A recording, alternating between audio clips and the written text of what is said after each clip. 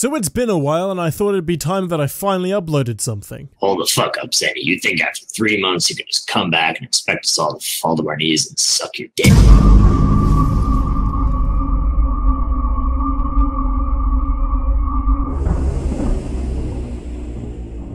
Yes, that is exactly what I expect from you. Welcome to an obnoxious review of every game. What? Now, every game is a very vague term, so let me narrow this down for you. What I mean by every game is every single game that has ever existed in the planet! Part 1, obviously, wouldn't want to set the grand scale of this video too high. Oh shit, I just realized I didn't write a segue for this part of the video, so I guess I'm gonna have to improvise this.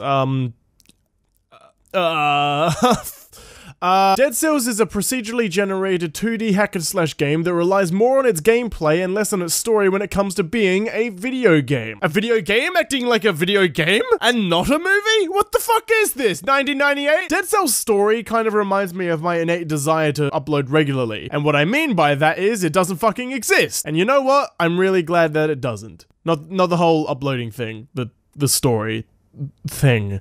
God, I really need to get on top of this. Remember when video games had to have smooth gameplay that felt fun and in-depth? None of that Life is Strange shit. Get the fuck out of here. What, are you going through a midlife crisis? You gotta watch someone else have it worse off just so you can have some sort of satisfaction? Fuck that. Dead Cells' story is the gaming equivalent of eating Nutella straight from the jar. It's basic as fuck, but man is it good. The game doesn't really have a manifested goal for your character to actually fulfill. Instead, Dead Cells serves up world building to supplement the justification for swapping other people's faces out with the amateurly crafted rectums. A B- for effort, it could use a little less teeth. From the sewers all the way to the clock tower, there are hidden routes that lead to some pretty hard-hitting places, and in a way, it kind of reminds me of Dark Souls 3. Hey, shut the fuck up! I'm not talking about how both games have a distinct goal of collecting specific currencies only dropped by enemies that over time make you stronger, but not only allowing you to upgrade your weapons, but also your character himself, which ultimately leads you closer to the next boss fight that expects you to struggle running, dodging, parrying, and attacking your way to victory, so you may continue your vague but distinctly sound goal of killing everything in sight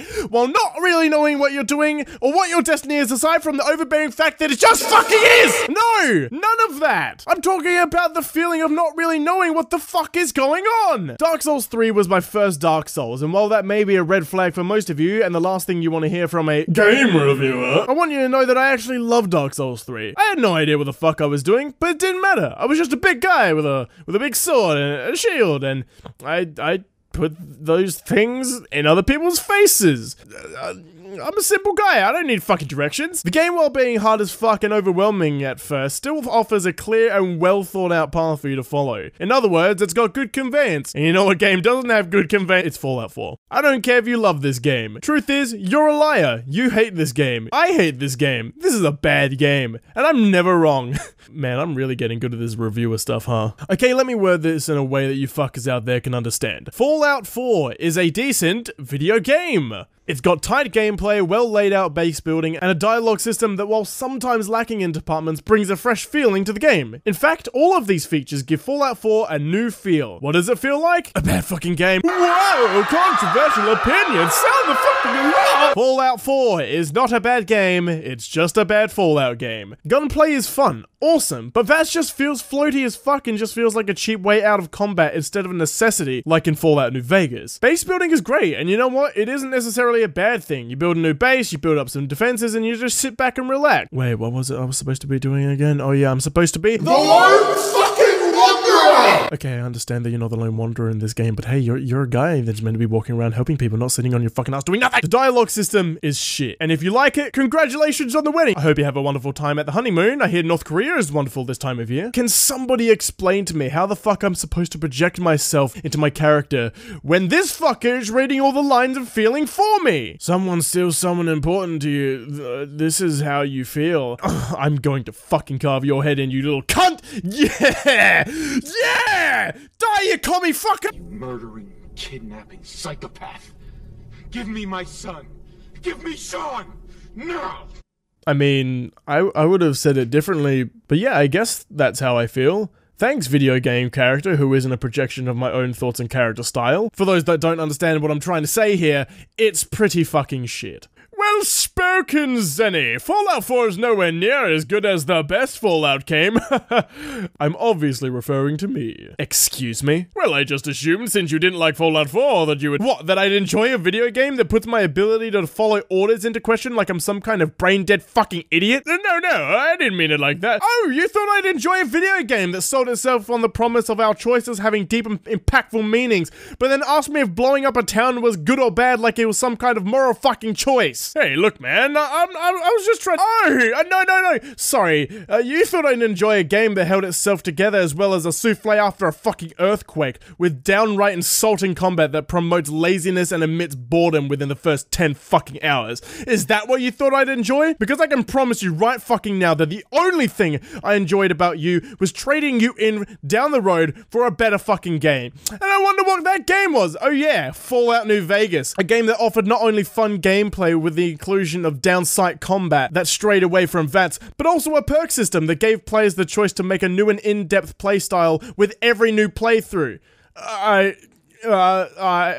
Before you come to me with your smug smile and your Game of the Year reward, maybe you should consider the possibility that maybe there just wasn't anyone worthy of that reward and you were the only choice they had. Heck, it took a literal different company to make the first and only new good Fallout game. Now, if you'll excuse me, I'm kind of running a show here, and I'm not really a fan of making fun of the mentally disabled. So in all meaning of the words, please, fuck off. Okay. God of War is— Jesus. Fuck. God of War is fucking great. The story is tight, combat is engaging, graphics look clean, and the gore is the complete fucking opposite, and I fucking love it. Aside from fucking dummies and giving me the occasional cummies, the game takes the time to develop Kratos beyond anything we've seen so far through the franchise. I was really scared for this game. With a new camera angle, new setting, and a more serious theming that they were going for, I didn't want them to ruin my boy Kratos. It didn't really seem like he would fit here. And I'm really proud to say this, but they didn't! Kratos is still the mean, bigoted cunt we all know and love. And I'm glad they didn't just turn Kratos into another super angry boy who learns to love. Instead of Kratos learning and adapting to weaker characters' sensitivities, the writers made it that the weaker characters in this game try to be like Kratos, try to be stronger. This is a big and scary world, and those who stand idly by are going to get their ass fucked harder than Hunt Showdown's frame rate. And while we're on the fucking subject—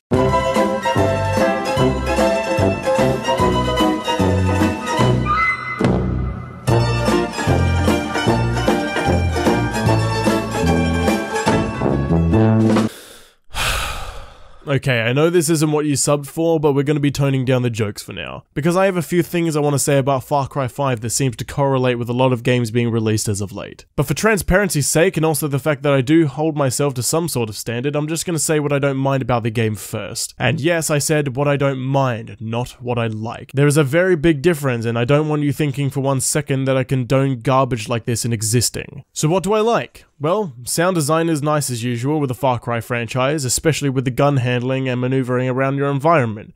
The game looks nice and it handles itself well, until a fully rendered bear with realistic fur attacks you and then shit just goes bananas. And I know for a fact that most of you will be asking, what about the religious imagery, the playable protagonist, and most importantly, Joseph Seed? And don't worry, I didn't forget, not by my own will though. I honestly wish I could forget, because this is where I start talking about what's wrong with this. Number 1, religious imagery. The most recent Far Cry games have all had very distinct themes when it comes to the world, or at least the location that the game is based in. And right now I'm going to sum up those themes, or at least try. Far Cry 3 is drugs, Far Cry 4 is politics, Far Cry Primal is a bad game, and Far Cry 5 is religion. Every game's theme has a massive impact on the world, and allows the player to not only understand how these themes build up the world, but also give an understanding on how these themes can also be used as a tool to convey a story. A tool that, in a way, can be controlled. Far Cry 3 uses drug trips to portray the mental collapse of characters, and Far Cry 4's story through line of collapsing a government power really stands out and makes these games really unique in a way that they tell a story. Because these themes that you despise at first end up becoming something that the character seems to either understand or even use. Far Cry 4's ending of taking over the government using the same insidious tactics as the bad guys is a fantastic example of characters relating to a theme so much that they forget why they even hated it. When it comes to Far Cry 5's theming warning, however, it didn't just shoot itself in the foot, it shot itself in the leg with a 50 cal, and in doing so it is left with nothing to lean on. As a player, if you aren't religious, then you see every character as a whack job and end up losing all hope or relating to a cause that ultimately feels flawed. And if you are religious, you can obviously see the pure hypocrisy in this religious cause, and the possibility of relating to this theme is officially cut for good. Number 2. The player protagonist. I think my silence speaks louder than words ever could of how I feel about this protagonist, and instead of writing a 12-page essay on literally nothing, I'm gonna talk about someone who is actually a character. A lazy one for that matter, but hey, it talks and does the things, so it counts, I guess? Number 3. Joseph Seed. It's really hard to pin down what the fuck is wrong with this villain, so I've come up with a way to express how I see things, and I'm just gonna leave you to link the dots. Or maybe I'll just start rambling, I don't fucking know, I'm 3 scotches in, there's no way I'm talking about this cunt sober. Let me lay it all out. Voss is insane because he was raised to believe in a foul ideology where the only suitable role for him was a warrior who felt no pain and had no weaknesses whatsoever. And it is during his training that he falls in love with a person who is assumed to be his sister, and in doing so gives him a weakness that his sister downright despises. Voss is then forced to watch you take his place as this so-called warrior, sinking him even deeper into his own delusions. Pagan Min is insane because he was given way too much power at a time in his life where he was just unstable. What stemmed from that state of mind was a leader with no common understanding of what the people wanted or needed. As the people try to overthrow him and his government, he realizes for the people to have the means to do so, they would need to sink to his level, manipulating him into a frame of mind where he truly believes that what he does to the people is fine, because no matter what happens, shit's going to hit the fan regardless. As is proven by both endings of the game, where you and the cause you fight for sink down to a level only thought possible from Pagan. Joseph Seed is insane because religion. Everything wrong with Joseph and everything he has ever done can be clarified with one word.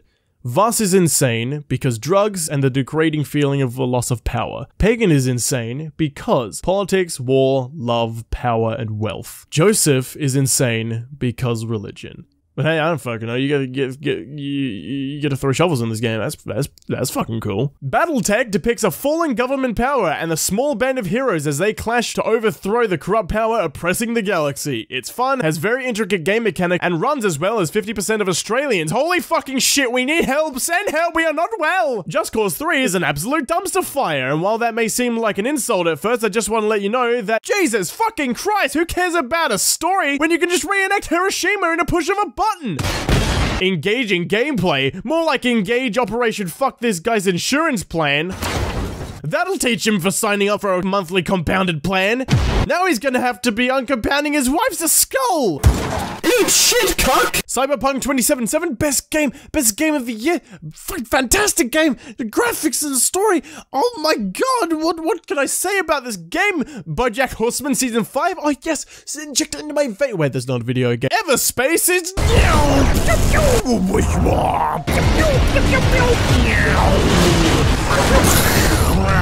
Tetris! I told them that I could change, that I could be the person that they needed me to be. They changed me into this. You did this to me. So now, not only am I forced to change, but I'm gonna